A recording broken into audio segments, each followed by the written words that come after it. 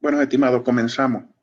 Este, Quiero comenzar acá mostrándole la actividad del elemento de competencia número 1 que fue pospuesto para el día sábado 30 de noviembre, con la intención de poder conversar con ustedes hoy también, de interactuar sobre la actividad a entregar. Es un ensayo de apenas 5 páginas sobre la idea que pudiera dar origen a su proyecto de intervención, soportada con algunas referencias bibliográficas, algunos antecedentes, documentarse a través de teorías que pudieran sustentar esa idea. Entonces, voy a centrarme la noche de hoy, este encuentro de hoy, en unos 30, quizás 40 minutos, en aclarar dudas, en aclarar inquietudes.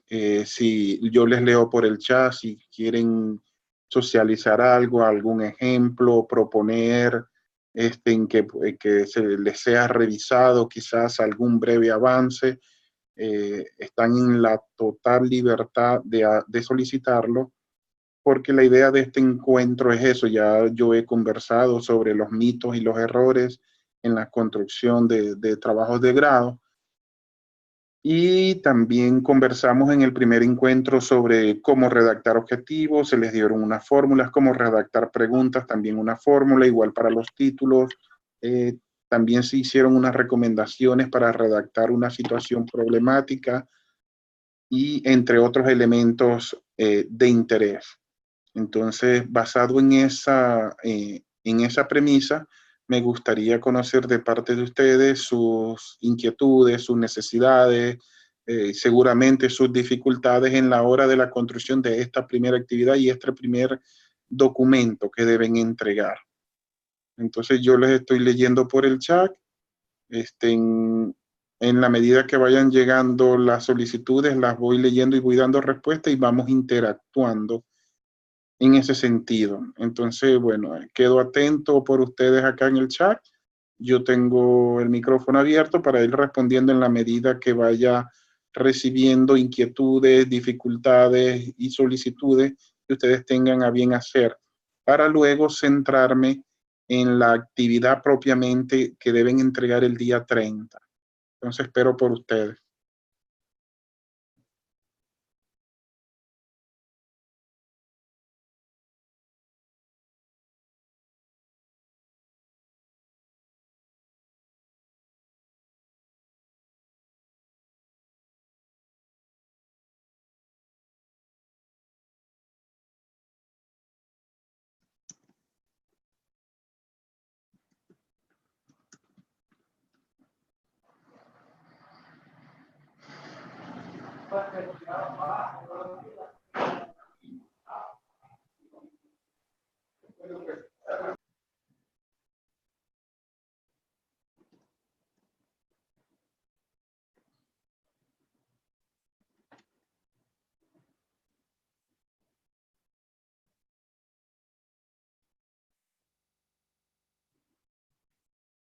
Sigo acá esperando por ustedes, jóvenes.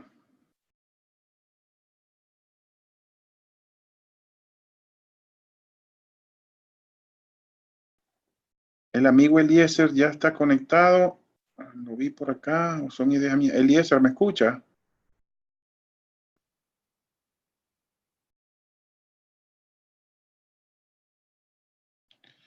Buenas noches, Eliezer, bienvenido. Cuéntame, ¿cómo te ha ido con la construcción de la actividad de de primer acercamiento a la idea problemática de tu trabajo de grado?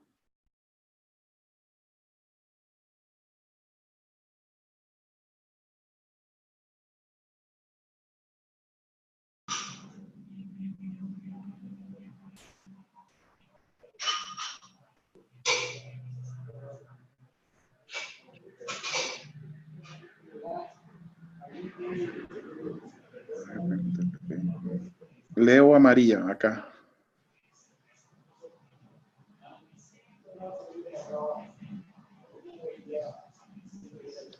Al final del curso, mi estimada Mayra Alejandra, este, Deberían tener esas 15 páginas, pero recuerda que una cosa es la actividad. Ay, no, déjese Una así, cosa es hombre. la... Ya va, Joana, Patricia, tienes el micrófono abierto. Gracias. Para la amiga María que me pregunta que si son 15 hojas el resultado total. Si tú sumas las 5 hojitas, en teoría debería ser así. Pero no es tan matemático de que sumas las 5 de cada una de las actividades y al final vas a tener 15. Recuerda que hay que cumplir unos ejes de competencia a lo largo del curso. Y a lo largo del curso debes construir tu propuesta de intervención que a la final se va a convertir en tu trabajo de investigación, de tu trabajo de grado, ¿no? Entonces, la primera actividad consiste en plantear la situación problemática, esa idea de investigación que da origen a que se construya el proyecto. Pero ahí va incluida la bibliografía. Luego, en el segundo eje de competencia, vas a incorporar otros elementos como los objetivos, la justificación, el marco teórico. Créeme que en el marco teórico se te van muchas más páginas, muchas más cuartillas, pero solamente para efecto del eje de competencia 2 vas a tener que limitar a 5, es decir, vas a tener que hacer una breve referencia en cuanto a teorías y antecedentes, muy breve, para dar cumplimiento a esto, pero tu trabajo puede tener muchas más hojas. Amiga Mónica tiene el micrófono abierto.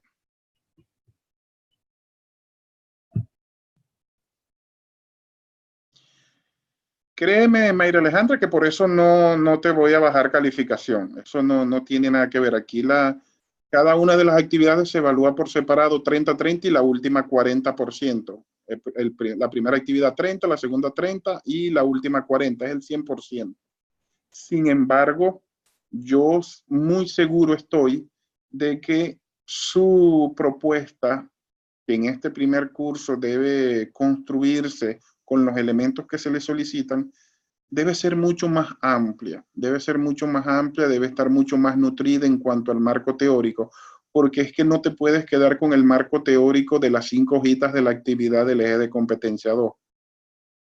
No sé si me explico, Mayra.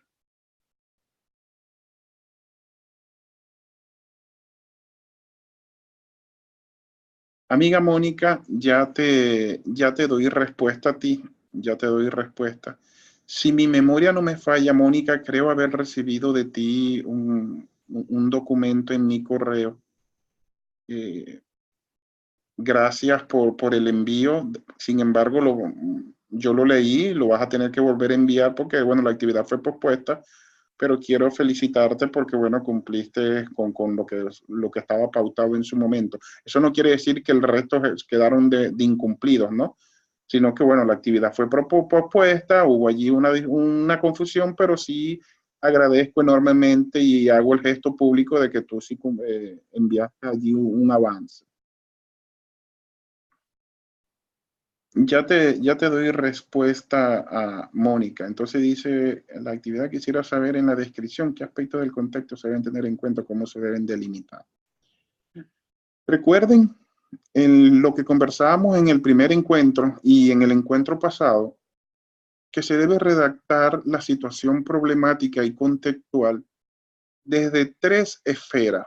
Eso se le denomina ecología de la redacción o una redacción que porque deriva de la teoría ecológica que planteaba Bronfenberne, es decir, desde un macro contexto, desde un contexto muy amplio, vamos a decir a nivel planetario, luego un mesocontexto, por decir un contexto acá a nivel del continente o de Latinoamérica, luego un microcontexto que sería ya propiamente Colombia y el municipio y específicamente la organización o la institución donde ustedes van a trabajar. De esa manera, desde esa visión desde lo más global hasta lo particular, se debe realizar la redacción de esta primera idea. ¿Qué debe contener en esa descripción? Posibles causas, posibles consecuencias, y digo posibles porque ustedes no tienen la certeza de eso, solo van a través de lectura y a través de observación participantes, si ya hicieron una inmersión en el contexto, establecen allí esas posibles causas y consecuencias, pero deben incorporar adicionalmente indicadores o manifestaciones que deben estar soportados por esta revisión bibliográfica. Por ejemplo, pudiera ser un dato estadístico. El tanto por ciento de los jóvenes son consumidores de sustancias psicoactivas, tal como lo refiere, no sé, y menciona en el documento fulano de tal, en el año tal, que dice que, bueno, los jóvenes en esta edad, y sustentan con datos, o si hacen referencia, según el DANE, el tanto por ciento está desempleado. Eso es importante que lo tomen en cuenta para darle rigor científico y soporte con datos verificables a lo que ustedes están planteando y que amerita ser investigado e intervenido. ¿Okay? ¿Cómo pueden delimitar, para seguir aquí con lo que me pregunta Mónica? Se delimitan desde, al menos desde 3 esferas. Ustedes pueden delimitar muchas más, pero al menos desde 3 esferas. De tiempo, espacio y teoría. Tiempo, ¿en qué fecha se va a hacer? Espacio, ¿dónde se va a hacer y con quién? Y teoría, bajo los postulados o los referentes teóricos de fulano, sultano y perencejano con sus respectivos años. De esa manera se debe hacer. Amiga Mónica, fui claro con esto que te estoy manifestando. Para Mónica y compañía, ¿no? Entonces, aquí Eliezer me pregunta. Bueno, aquí voy a hacer de nuevo referencia al estado del arte, ¿no? Voy a hacer referencia a esto. Hay quienes llaman marco teórico, y eso es una cosa. Y hay quienes llaman estado del arte, y tiene otras características. Vamos a decirlo en términos coloquiales, es otra cosa. ¿Ok? Se intenta en ocasiones dejar entrever que son lo mismo, pero no es lo mismo un marco teórico que un estado del arte. Voy a hacer aquí una breve diferenciación para que tengan más o menos una idea de cómo se debe dimensionar cada uno de estos elementos según el nombre que se le coloque. Si usted coloca marco teórico en su trabajo, el marco es como ver un cuadro, así tal cual, como ver el marco de un cuadro. Todo lo que esté dentro de ese marco es lo que usted va a considerar para dar sustento a su trabajo. Usted mete dentro de ese recuadro, dentro de ese marco, incorpora allí teorías que usted selecciona, documentos de investigaciones previas, artículos científicos, capítulos de libros, ensayos, ponencias, conferencias, afines a su variable de intervención o investigación. Si usted está hablando de sustancias psicoactivas, esos antecedentes deben estar orientados en ese orden. Si va a trabajar con jóvenes y adolescentes, con esa población. Si va a trabajar con niños, entonces con ese grupo etario. Si va a trabajar con resiliencia, tienen los antecedentes y estos documentos tienen que hacer referencia a esa variable. Eso es lo que se denomina un marco teórico. Usted elige con qué y con quién va a trabajar en ese marco teórico. Por el contrario, el estado del arte es lo último, lo más actual, lo más novedoso que existe a nivel planetario sobre un determinado fenómeno o variable. Por ejemplo, si usted va a hacer un estado del arte de violencia de género, por nombrar algo, usted tiene que hablar en ese estado del arte de lo más novedoso, de lo más actualizado a nivel mundial, que se habla y que se ha investigado sobre violencia de género en China, en Rusia, en Inglaterra, en Alemania, en el suroccidente asiático, en el Oriente Medio, en Norteamérica, en Suramérica, en Europa del Este. Usted tiene que hacer una comparación porque como se llama estado del arte y es lo último, lo más novedoso, Créanme que los documentos que va a conseguir en español, producto de investigaciones o de propuestas de autores latinoamericanos, no necesariamente lo más novedoso. Seguramente habrá alguien que está a la vanguardia, pero para saber eso tienes que hacer comparaciones en otros contextos a nivel planetario y definir y marcar la brecha que existe entre uno y otro, ese vacío de conocimiento, identificar cuál es la brecha que ellos están dejando para luego tú con tu propuesta intentar llenar ese vacío o cubrir esa brecha de conocimiento. ¿Me expliqué?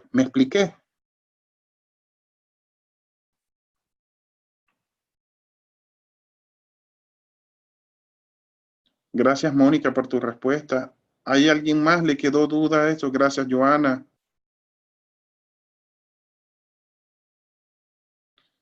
Entonces, amigo Eliezer, cuando me preguntas que si debes consultar muchos documentos, buenas noches, Wilson, bienvenido. Cuando me preguntas si debes consultar muchos documentos, el adjetivo muchos depende de lo que signifique para ti muchos. Yo te pudiera decir que muchos son unos 120, no son tantos. Si me baso en las bases de datos o en el promedio que utilizan las bases de datos de referencias bibliográficas, en promedio ellos manejan unas 45. Es decir, tú cuando vas a presentar un artículo científico, un capítulo del libro, necesitas al menos 45 referencias bibliográficas citadas en el texto. En promedio, eso no quiere decir que sean muchas, ¿ok? Entonces, ojo allí con el adjetivo. ¿Qué te recomiendo yo? ¿Qué te recomiendo yo muy particularmente como tu tutor, como tu orientador de este curso? Debes fundamentar lo que quieras investigar, lo que quieras intervenir.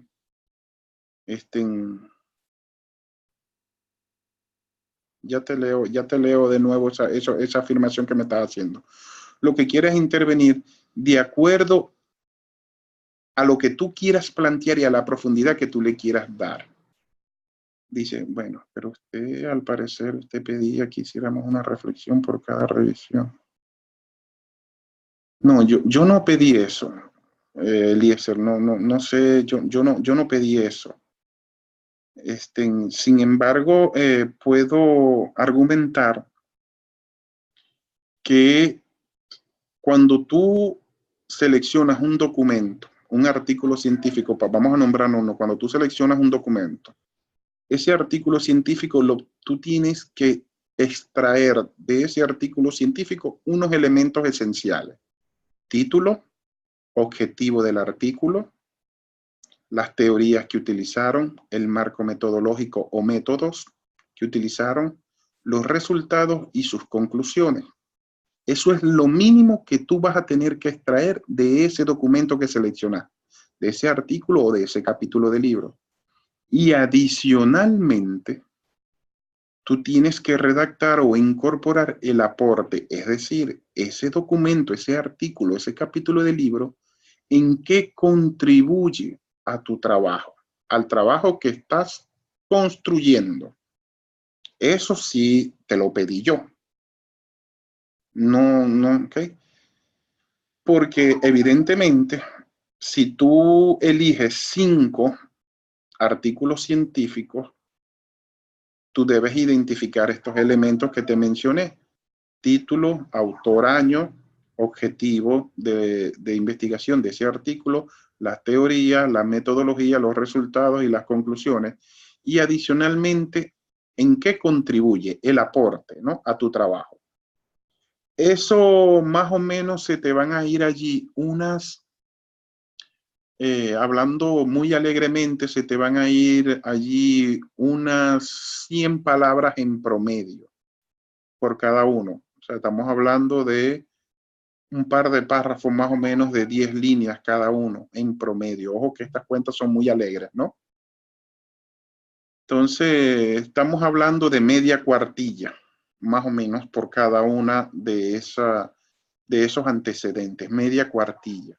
Si tú seleccionas 4 o 5, se te van 2 cuartillas y media para efectos de cumplir la actividad del eje de competencia propuesto.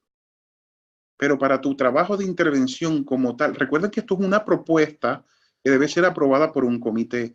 Luego esta propuesta tiene que ser desarrollada en su totalidad. Y tienen que incorporar muchos más elementos, tienen que incorporar muchos más antecedentes, tienen que ser mucho más incisivos y muy explícitos de lo que se quiere conocer, investigar e intervenir. No sé si me explico, Eliezer y compañía.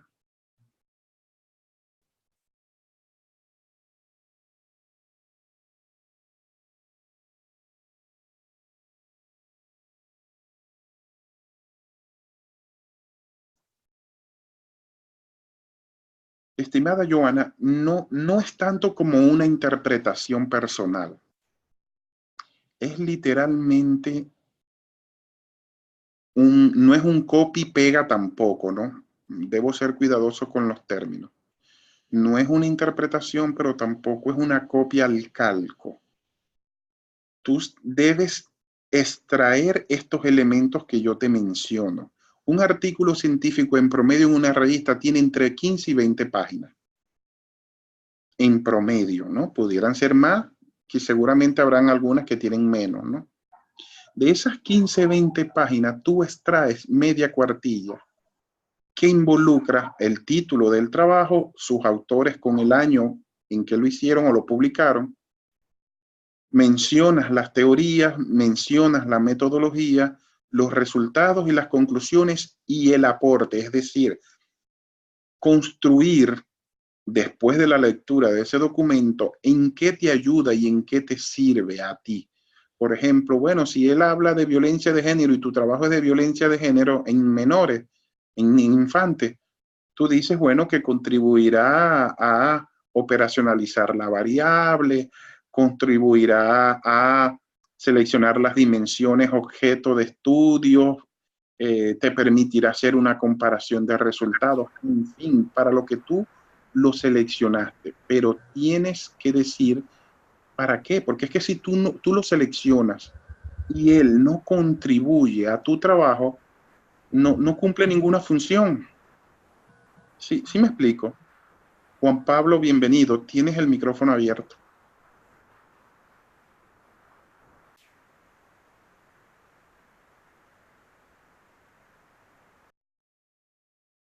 ¿Okay?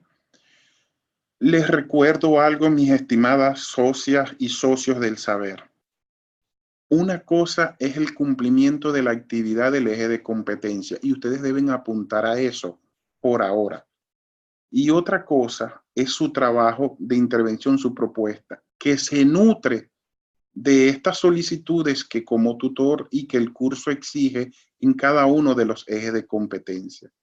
Si ustedes ven el primer eje de competencias, apenas habla de la idea de investigación y con algunos soportes de datos científicos, quizás estadísticos o de reflexiones de otras investigaciones que pudieran darle ese rigor científico que se requiere a este nivel de formación.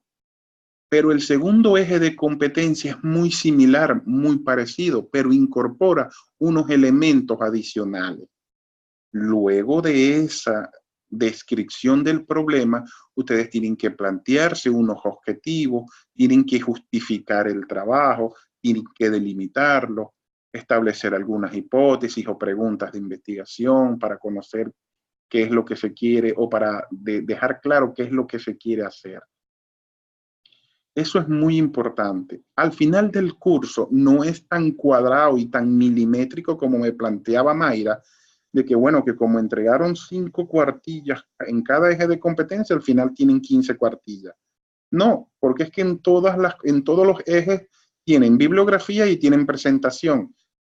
Y al final de la propuesta, ustedes van a tener una sola bibliografía y una sola presentación.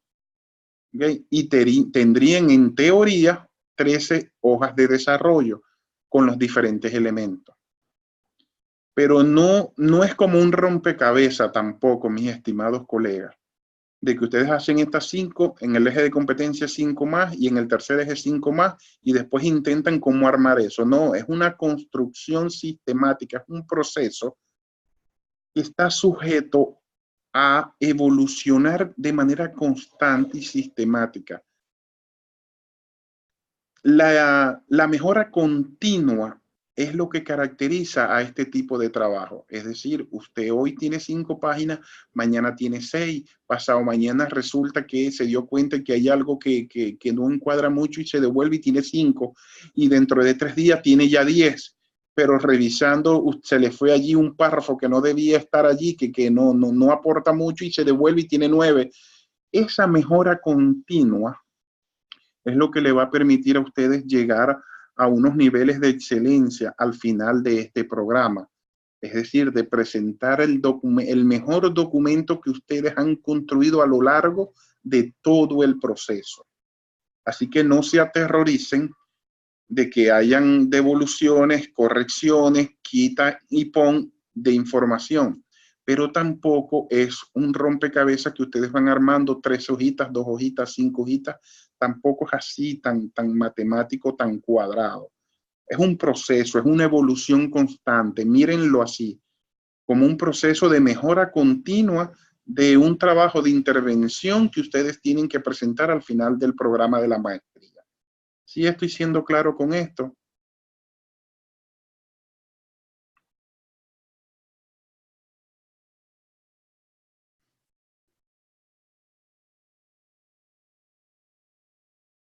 Ya te ayudo con eso que me propones allí, Mónica, ya te ayudo.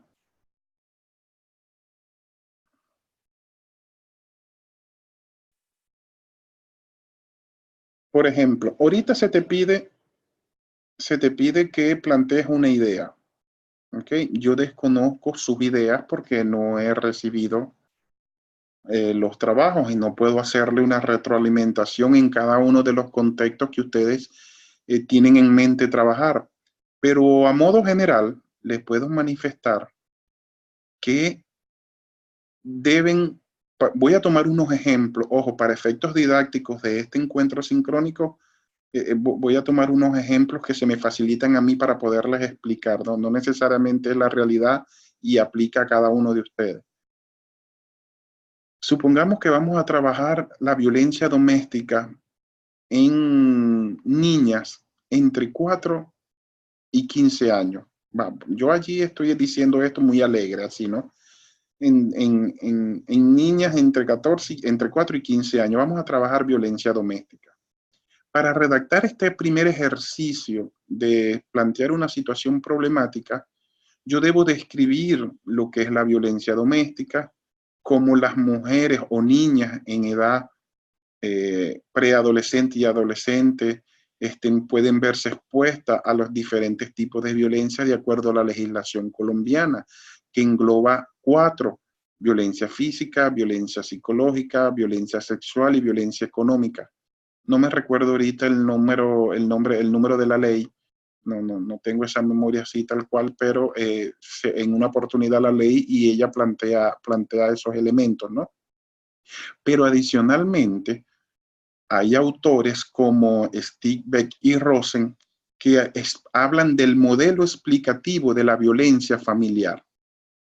Y ellos te hablan allí, te nombran 4 dimensiones, que si el estrés, que si la vulnerabilidad, el contexto sociocultural y los recursos personales están asociados a la violencia doméstica. Hay otros autores que hablan de el consumo de alcohol, el consumo de sustancias psicoactivas. Otros hablan de la violencia generacional, es decir, es muy probable que una víctima de violencia se convierta en un ejecutor de violencia. Hay alguien por un iPhone que tiene el micrófono abierto.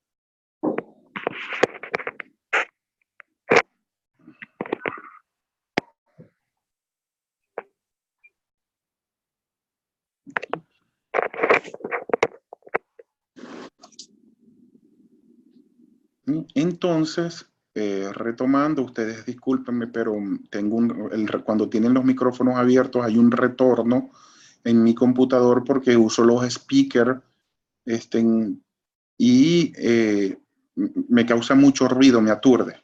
Entonces tengo automáticamente que esperar que lo cancelen, que cierren el micrófono. Entonces ya te respondo, Mónica, y al amigo Juan Pablo ya les respondo. Okay, estoy aquí con la amiga Mónica, con lo que me preguntaba. Y entonces, hablar de eso, entonces sustentan según este autor, según este modelo teórico de este ejemplo didáctico que les estoy dando, y entonces adicionalmente pudieran utilizar estadísticas del DANE, el cual plantea que, bueno, que la violencia doméstica en Colombia tiene tanto por ciento y dan unas características y así van construyendo esta idea en torno a la violencia doméstica como variable. Este mismo caso aplica para otras variables, ¿no? Violencia doméstica, consumo de sustancias, violencia sexual, en fin, todo aquello que ustedes quieran conocer y que tienen esa idea inicial de que pueden construir una propuesta de intervención en función de eso que quieren conocer. ¿Sí me explico, Mónica?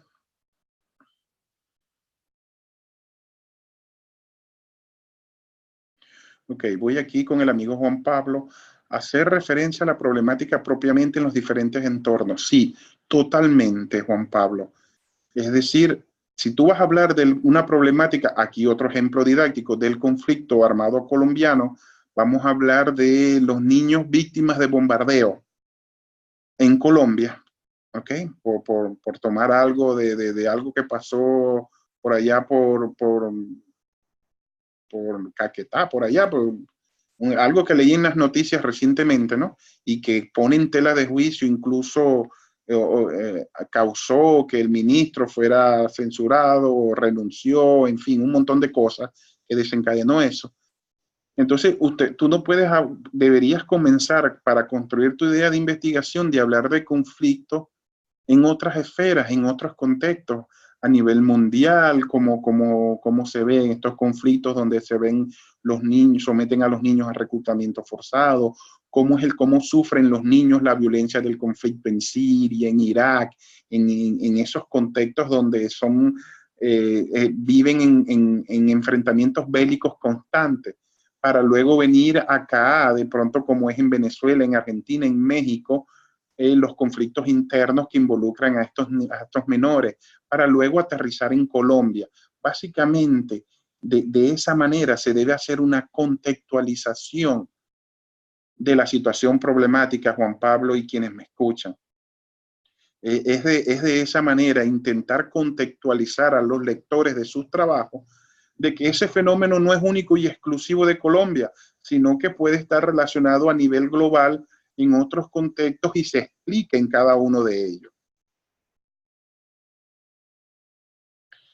La amiga Mónica, no hay problema, Mónica. Si yo voy a revisar la plataforma, yo creo tener la opción de eliminarlo.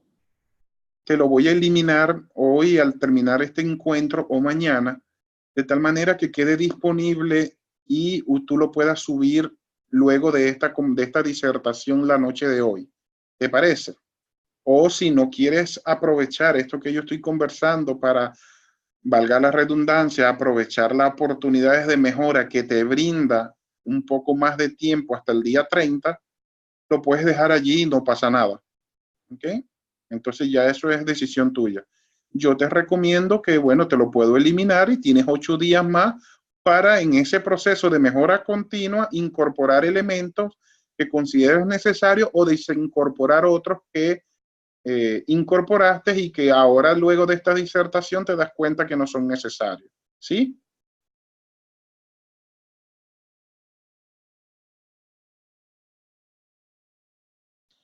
Amiga Mónica, ¿cuántas palabras clave se deben contemplar? Entre 3 y 6 es un promedio que se utilizan. Ojo, son palabras clave, no palabras compuestas. Si usted va a trabajar violencia de género, usted tiene allí 2 palabras, violencia y género.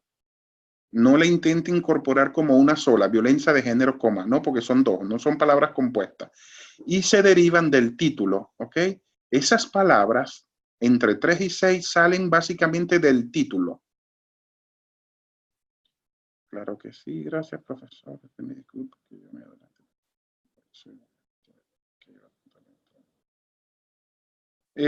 Kelly, son 5 hojas, ¿no? Pero en realidad si tienes más, yo por eso no te voy a castigar, ni el sistema tampoco te castiga. ¿Ok? Me fuerzas un poco más a la lectura, porque si recibo 40 trabajos y cada uno le colocan 20, 25 páginas, ahí sí es verdad que me complicas y me pones en contra la pared para cumplir los tiempos de la devolución, ¿no? Básicamente esa restricción se hace por la cantidad de estudiantes para tener allí un poco más de control de lectura y que ustedes puedan ser bien específicos en lo que proponen en el eje de competencia. Yo creo, amiga Kelly, que tú puedes tener muchas más páginas en tu propuesta como tal. Intenta, intenta cumplir con la premisa de las 5 páginas, pero si te excedes a 7, a 8, a 9, no pasa nada. Eso no te castiga en nada. Créeme que no. Al contrario. De pronto yo soy el que sufro más porque tengo que leer un montón de cosas más. Bueno, Mónica, yo mañana o al terminar este encuentro reviso y, y te elimino el trabajo. Aquí, claro que sí. Por favor, quiero eliminarlo. Gracias, profesor. Sí, sí, yo te lo elimino, no te preocupes, ¿ok? Quienes lo subieron a la plataforma, yo se los elimino. No se preocupe. Y si por alguna casualidad, que lo dudo, no lo puedo eliminar y ustedes no pueden subir el nuevo, me lo envían al correo. ¿Ok? No se preocupen ni se atormenten por eso, que para eso estamos, para brindarles todas las posibilidades de que puedan cumplir con las premisas que establece el curso. ¿Ok? No se mortifiquen por eso. Recuerden que cuando yo me presenté, les manifesté que yo era su aliado, ¿ok? Su socio del saber. Yo no vine aquí a castigar ni a rajar a nadie. Esto es un proceso de enseñanza-aprendizaje, de compartir saberes. Ustedes aprenden de mí, yo aprendo de ustedes. Y no soy el castigador de que si te voy a mochar las manos o la cabeza, si no haces las cosas como yo digo, no. A este nivel es un proceso mucho más interactivo, mucho más consensuado, mucho más comunicativo, de poder comprender las situaciones que cada uno de ustedes se les pueda presentar.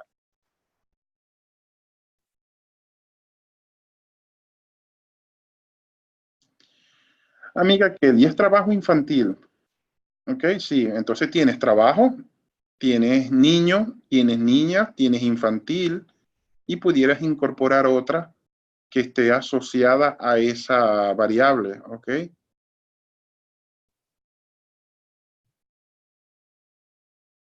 Tranquila, Mayra Alejandra, que yo voy a eliminar todos los trabajos que me consiga por allí en plataforma, de tal manera que los tengan chance una semana más, tal cual lo establece el nuevo cronograma hasta el sábado 30 y lo puedan incorporar.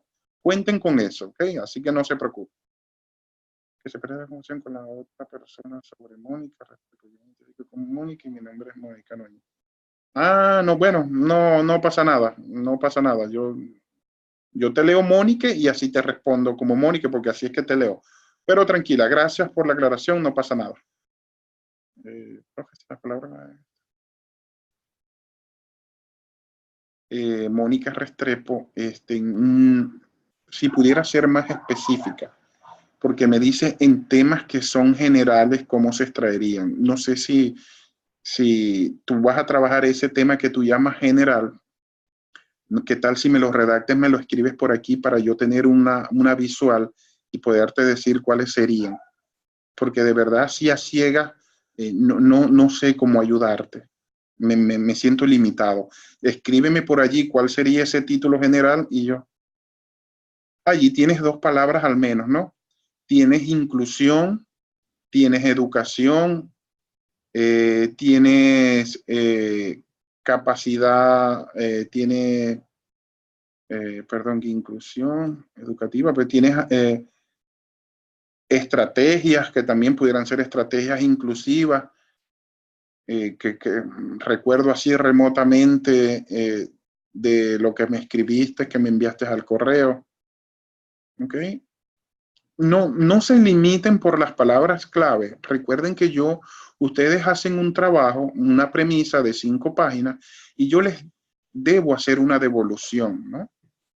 Entonces yo reviso los trabajos, le hago los comentarios para efectos de mejorarlo y continuamos avanzando, ¿no? Continuamos avanzando. Por ahora pueden colocar 2, 3 que se derivan del título y de su objeto de estudio, pero no se atormenten por eso. Créanme que hay un nivel de abstracción y de dificultad que va más allá del título y las palabras clave y consiste en realizar una lectura, consiste en documentarse para poder sustentar sus ideas. Eso es lo que más me preocupa a mí, que las palabras clave, porque eso es forma, que lo largo del título, eso no, porque eso yo en las sugerencias de la devolución les hago allí unas propuestas, pero me preocupa mucho más es el fondo, es decir, esa lectura que ustedes tienen que realizar para dar soporte científico y rigor académico a las ideas planteadas. Eso sí me preocupa y que yo les invito a que no se dejen coger por el tiempo, sino que comiencen a leer y a documentarse para poder sustentar sus ideas y no lo dejen para el día 29 o para el sábado 30 en la mañana y me envían el trabajo después en la tarde. Porque allí en verdad sí se arma un enredo y eso sale muy rápido. Yo me doy cuenta muy rápido de eso. ¿Entiendes? De las carreras que dieron en la redacción, eso se nota a legua. Eso verdaderamente es lo que me preocupa y les manifiesto que tengan mucho juicio y mucho cuidado con eso, ¿no?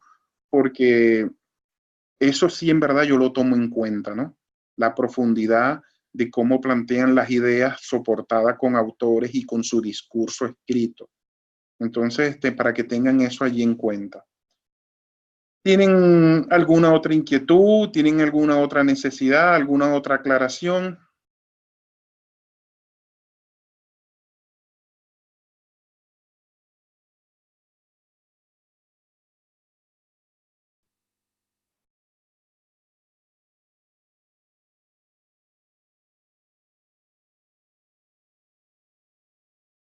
Gracias por responder, Mónica.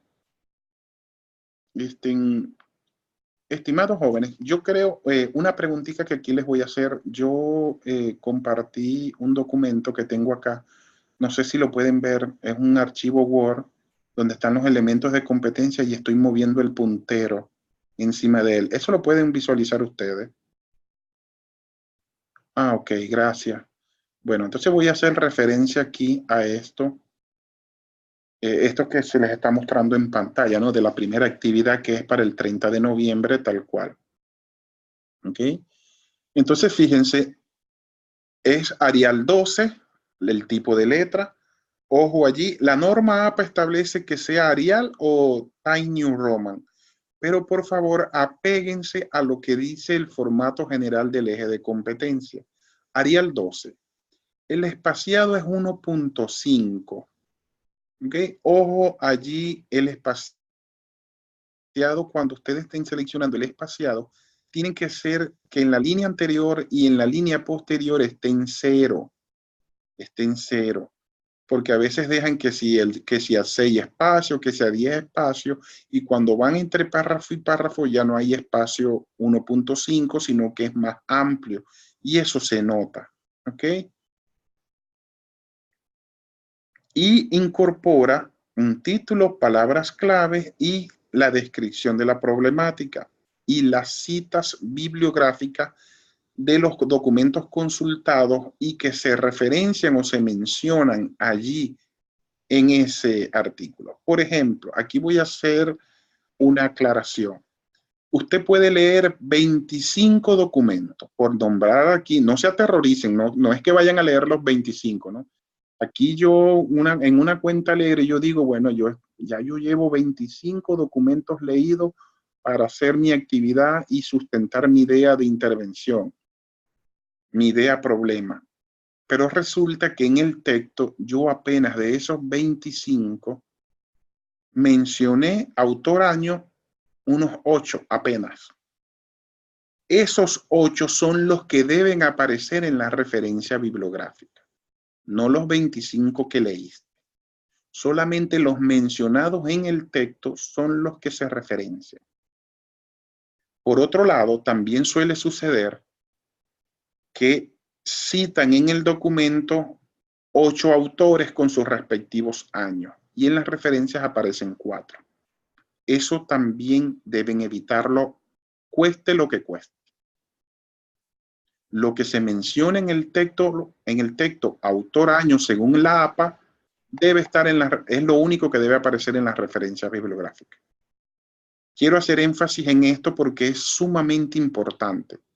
Es una calamidad que a estas alturas se le señale de plagio, no de manera intencional, sino por omisión de la normativa, la cual nos estamos rigiendo, que es el de la APA, no sé, esta edición 6.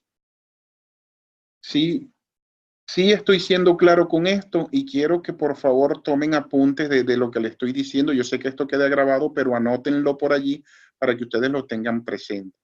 Ojo con eso porque eso es muy importante, sumamente, eso sí se castiga muy severamente en la comunidad científica. Estos asuntos relacionados con los dilemas éticos y el asunto de los derechos de autores y plagio. Eso es severamente castigado en la comunidad académica científica. Entonces no se expongan a eso, por favor, porque eso hay que evitarlo a toda costa. Entonces, mis estimados colegas y socios del saber, nos quedan 9 minuticos a las 9:30. Se acaba el encuentro, tenemos 9 minuticos para seguir leyendo sus inquietudes, sus necesidades, o que si quieren hacer otra aclaración al respecto, si quieren que les converse sobre algo al respecto, sobre este eje de competencia, creo que podemos aprovechar estos 9 minutos que nos restan. Les leo.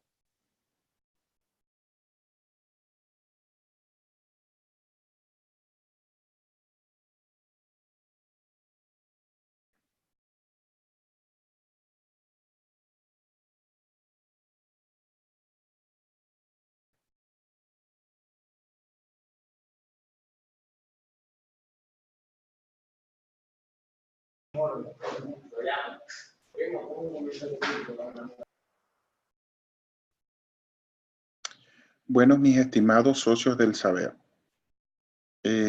todavía no, ya yo le hice una pregunta, profesor. Ay, Mónica, la habré saltado.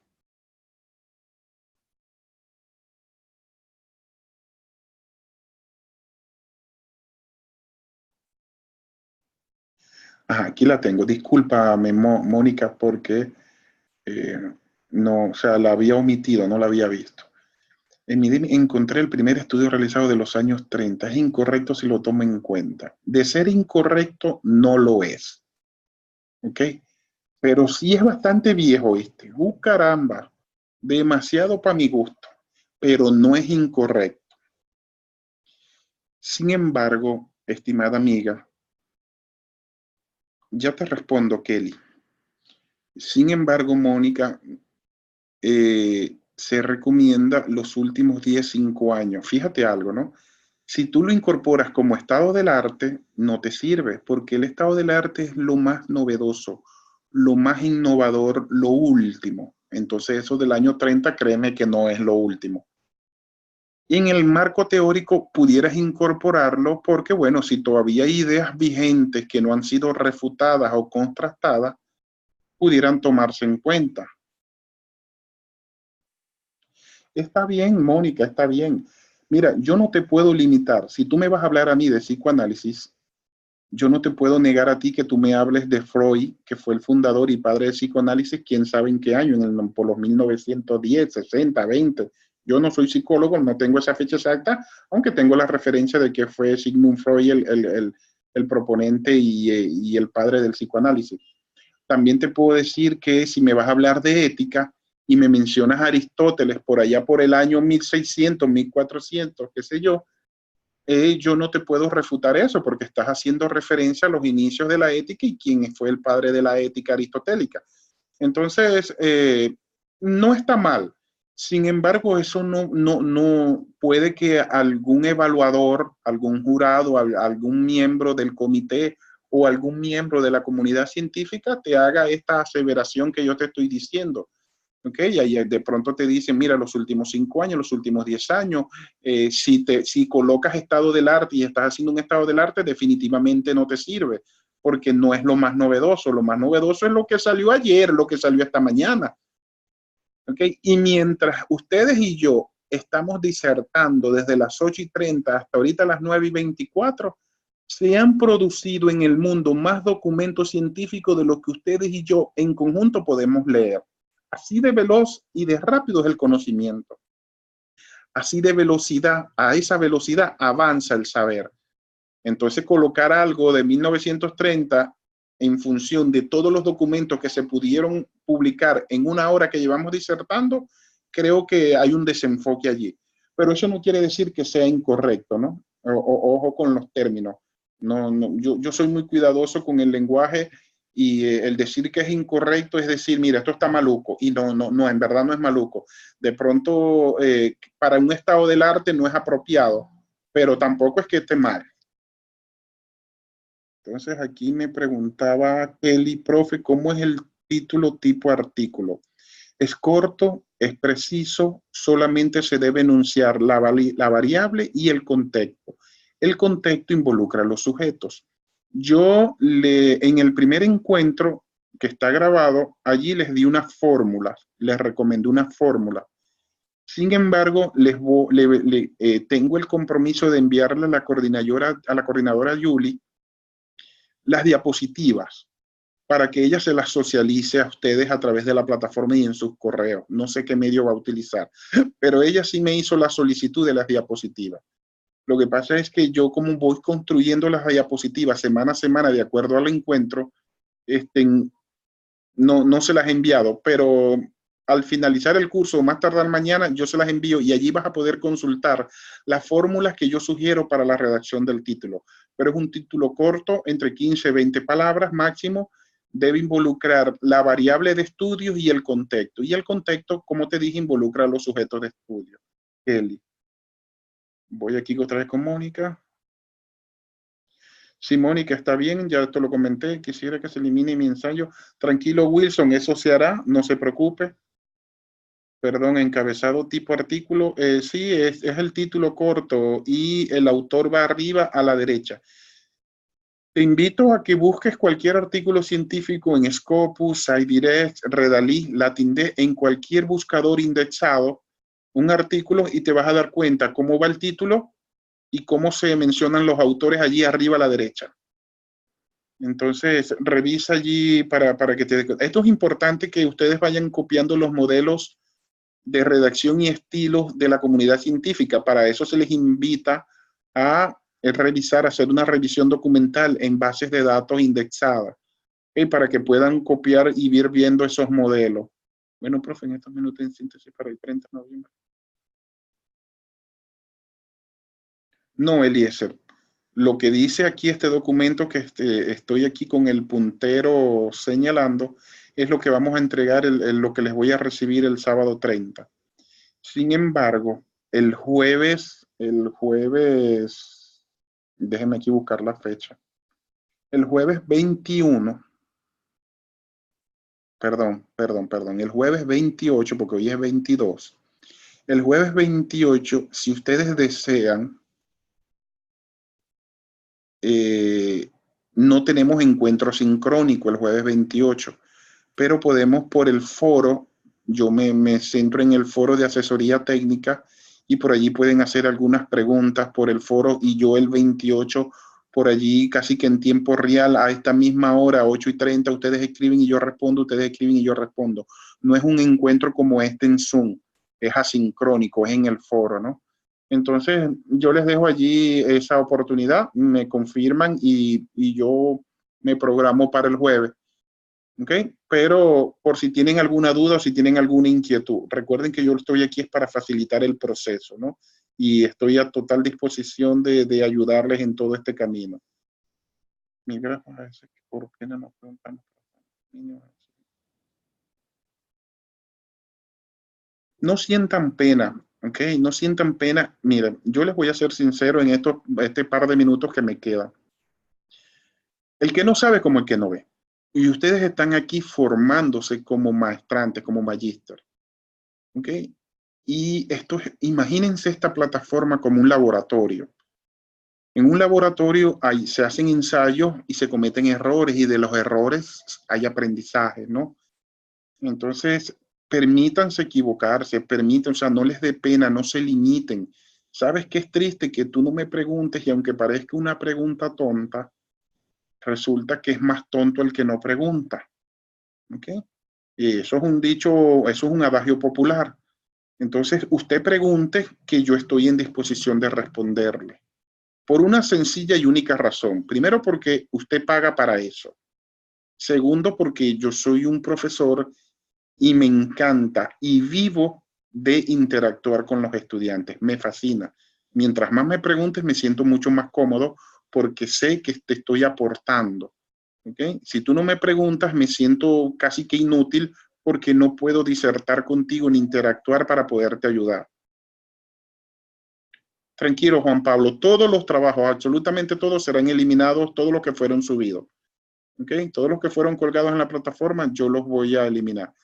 Entonces, no, les doy las gracias a ustedes por escucharme, por brindarme este espacio para poder interactuar y poder contribuir en su formación. Para los creyentes deseo de todo corazón que el Señor Todopoderoso los bendiga. Para los no creyentes les doy mis sinceras gracias por permitirme este espacio y nos seguimos comunicando, nos seguimos leyendo. Pasen feliz fin de semana, disfruten el proceso de aprendizaje, no se atormenten, no lo tomen como una carga porque se les va a pesar. Simplemente disfruten. Esto es parte de lo que ustedes quieren hacer y como lo quieren hacer, disfruten. No piensen en castigo, no piensen en que se van a rajar, no piensen en que van a perder el módulo. No gasten energía en eso. O sea, gasten energía en leer, en construir, en fundamentar sus ideas. Allí sí desgástense bastante. Lo demás vendrá solito. Un abrazo virtual y que el Señor los bendiga. Feliz noche.